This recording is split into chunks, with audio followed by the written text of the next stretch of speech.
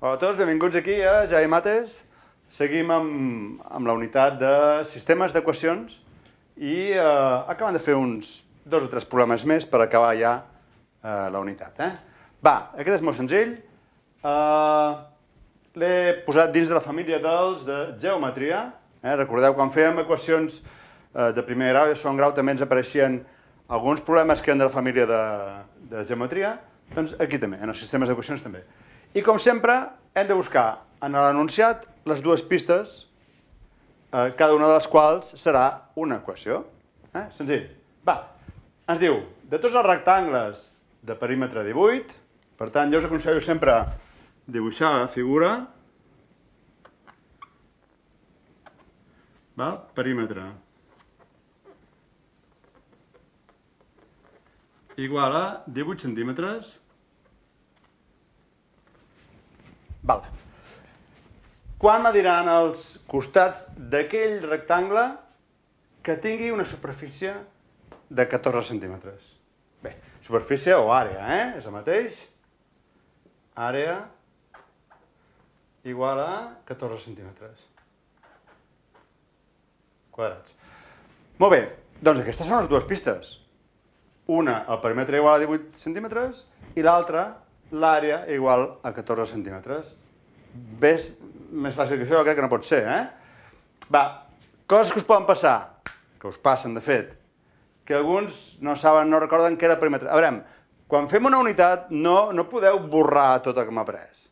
Les fórmules de geometria no es podeu borrar. L'àrea del triangle, el volum del cilindre, són coses molt bàsiques que us aniran sortint tot sovint, per fer problemes, quan fem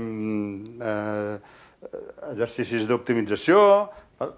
Molt sovint són recursos que hem de dominar. Per tant, no em val que em digueu que no sabeu què és el perímetre. Perímetre és igual a la suma de la longitud dels costats de qualsevol figura.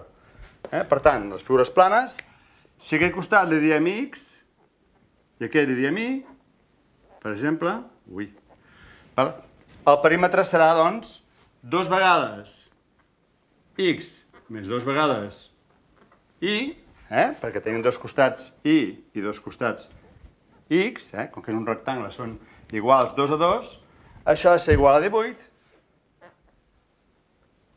Ja tinc la primera equació acabada. I la segona és l'àrea del rectangle. Base per alçada. Per tant, x per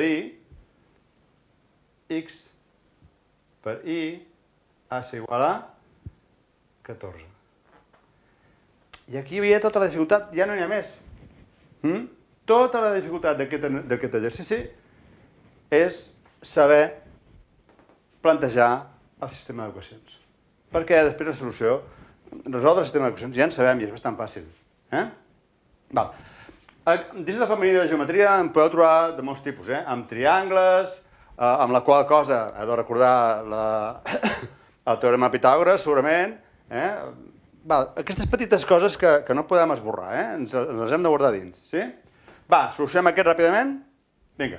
Jo quasi que el més fàcil serà fer-ho per substitució, perquè aquí tinc x per y, que seria bastant incòmode, fer-ho per reducció seria fatal, i per igualació tampoc no seria massa còmode. Vaig a fer-ho per substitució.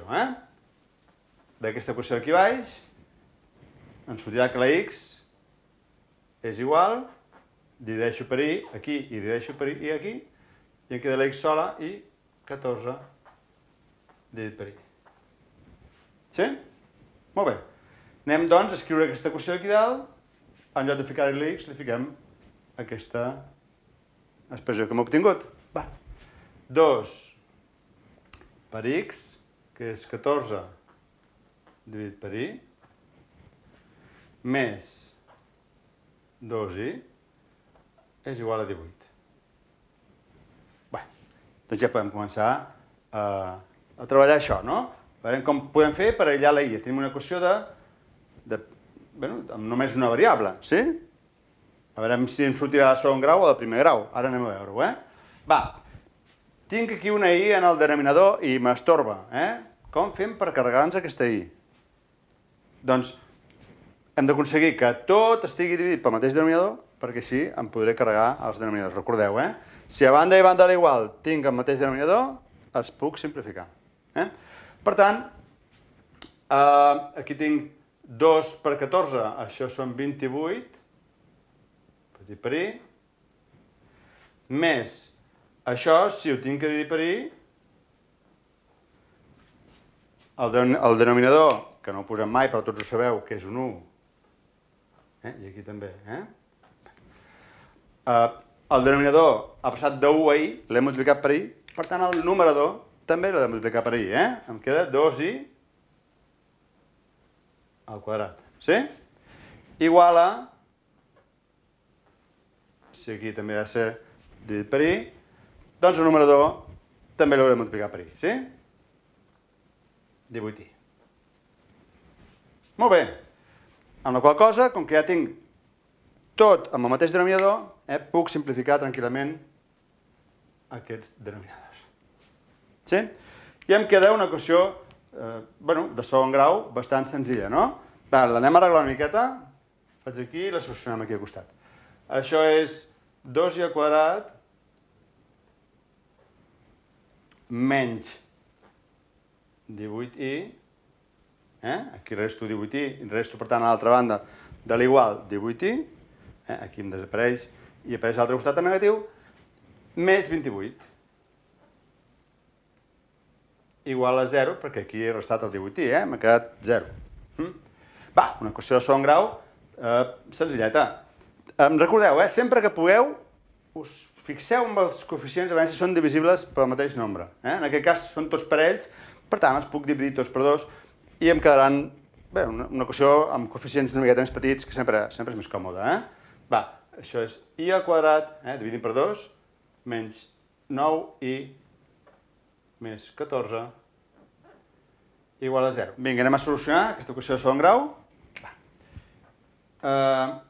I serà igual menys b, que és menys 9, per tant és més 9, més menys, ara quadrada de menys 9 al quadrat, menys 9 al quadrat és 81,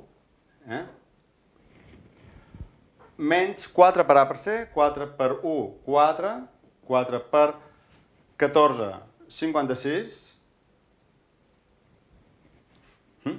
dividit per 2a, que el coeficient és 1, per tant, dividit per 2. Això és igual a 9 més menys, arrel de